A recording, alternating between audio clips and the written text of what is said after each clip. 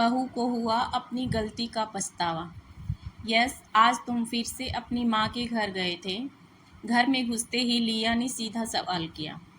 Yes ने पहले कुछ सोचा, फिर जवाब दिया। लिया, वो मेरी माँ है। पापा की तबीयत ठीक नहीं रहती। माँ हमेशा परेशान रहती है। मैं उनका अकेला सहारा हूँ। लिया को इन बातों से कोई फ़र्क नहीं पड़ रहा था। वो कहने लगी, वो सब मैं नहीं जानती।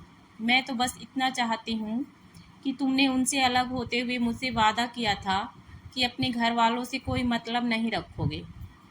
मैं सब जानती हूँ। पहले तो बहू बेटे को घर से निकाल दिया, अब बेटे की कमाई के चक्कर में उसे बार बार बुलाते रहते हैं।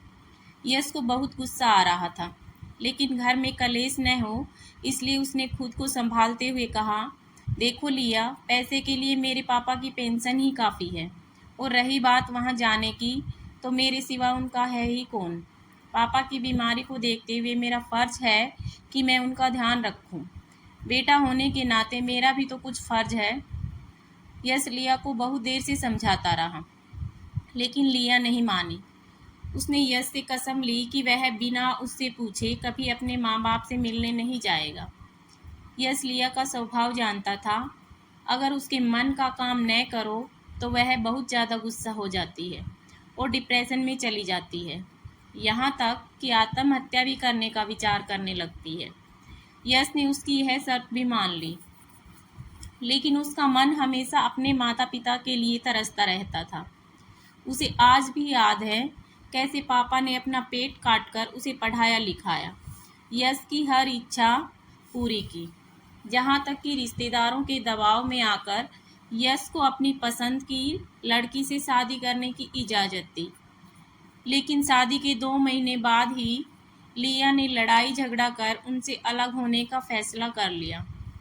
यश के पिताजी ने एक दिन यश से बात की, बेटा, अगर बहू हम लोगों के साथ खुश नहीं है तो तू अलग हो जा, हमारी चिंता मत कर। यह सुनकर यश ने कहा, पापा, अब जब मुझे आपका ध्यान रखना चाहिए, आप चाहते हैं मैं आपको बेसहारा छोड़ दूं?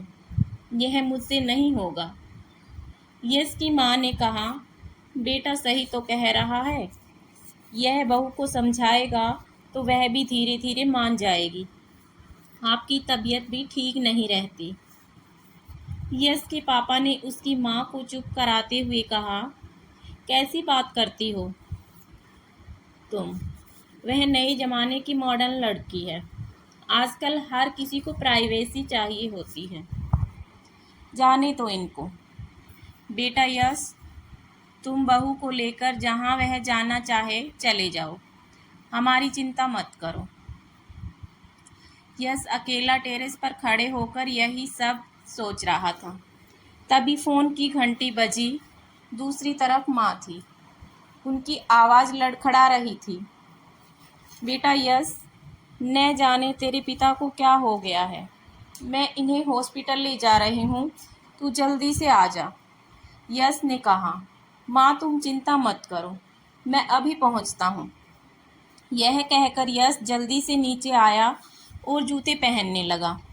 लिया ने देखा यश कहीं जाने की तैयारी कर रहा है। यश, तुम कहाँ जा रहे हो इतनी रात को? और फ़ोन किसका आया था? यश की आंखों से आंसू बस छलकने ही वाले थे।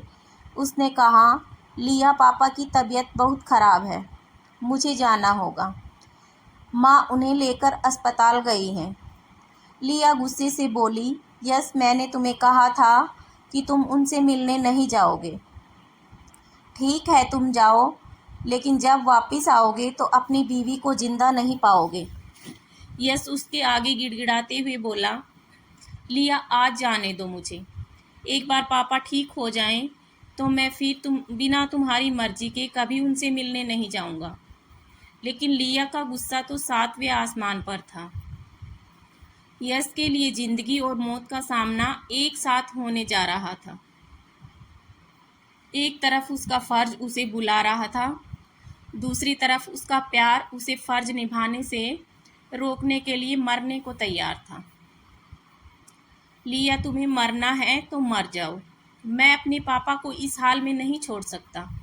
यश के मन में विचार बार बार आ रहा था, लेकिन वह इसके लिए जुबान न खोल सका।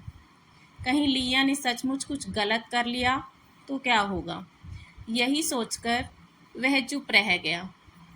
यश ने जल्दी से अपने दोस्त राज को फ़ोन किया। राज मेरे भाई, मैं कहीं फंसा हुआ हूँ।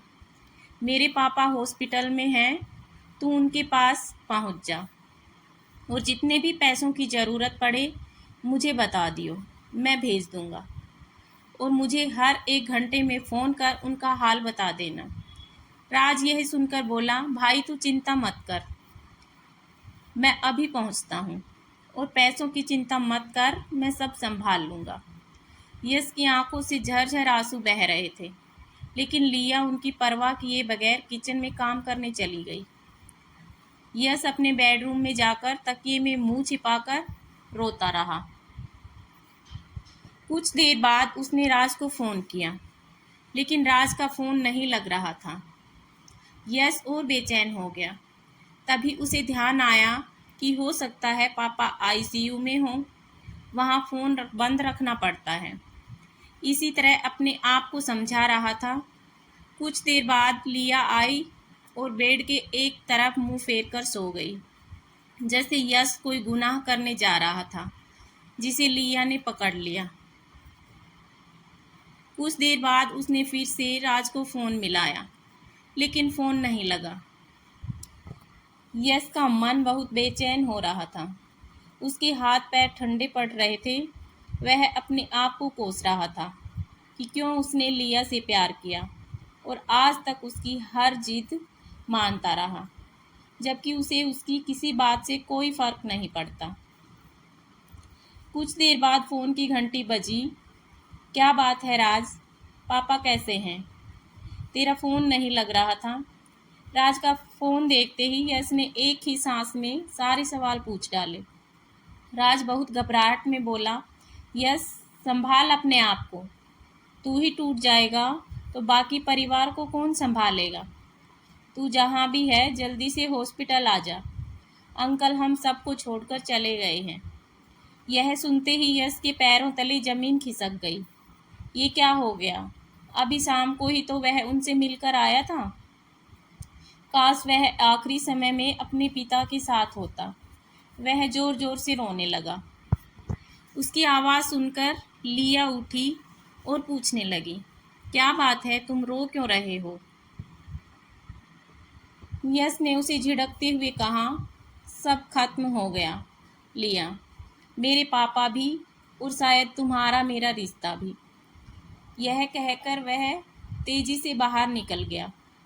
लिया उसके पीछे पीछे यस यस चिल्लाते हुए भागी, लेकिन इससे पहले कि वह कुछ कह पाती, यस वहाँ से जा चुका था। लिया की आंखों से टप टप आंसू बह रहे थे। कहीं अब यस उससे नफरत तो नहीं करने लगेगा, कहीं उसे छोड़ तो नहीं देगा, यही सोचकर वह रो रही थी। अगले दिन यश के पिता के घर पर सारे रिश्तेदार इकट्ठे हो गए थे। यश एक तरफ कोने में गुमसुम बैठा था। तभी वहाँ लिया आई।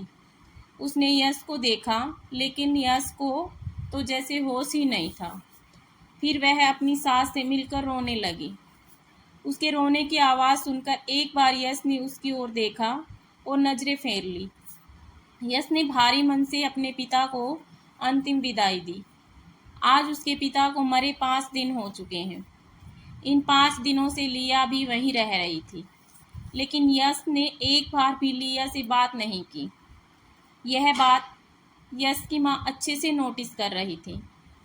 यश के पापा की 13वीं के अगले दिन उसकी माँ ने यश और लिया को एक कमरे में बुलाया।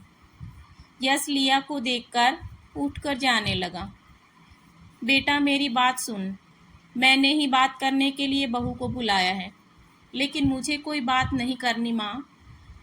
पापा की बात मानकर मैं अलग हो गया, लेकिन अब मैं आपके साथ रहूँगा। चाहे आप कितना भी कहें, मैं कहीं नहीं जाऊँगा और इसे जाना है चली जाए। यह सुनकर लिया रोने लगी। यश की माँ ने उसे चुप कराया और कहा, बेटा ये 2 चिट्ठी तेरे पापा तुम दोनों के नाम से छोड़ गए थे।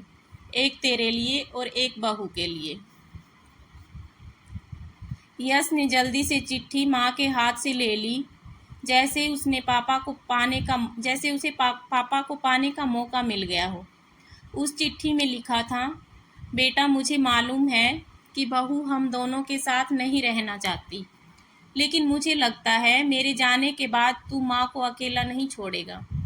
फिर से इसे लेकर घर में कलेश ना हो, इसलिए मैं तुझसे एक वादा लेना चाहता हूँ कि अपने पापा की अंतिम इच्छा पूरी कर और बहू का कहना मानकर उसके साथ चला जा। तेरी माँ के लिए मैंने पहले ही वृद्धाश्रम में इंतजाम कर दिया है। वह वहाँ सुख से रहेगी। कभी कभी उससे मिलने चले जाना।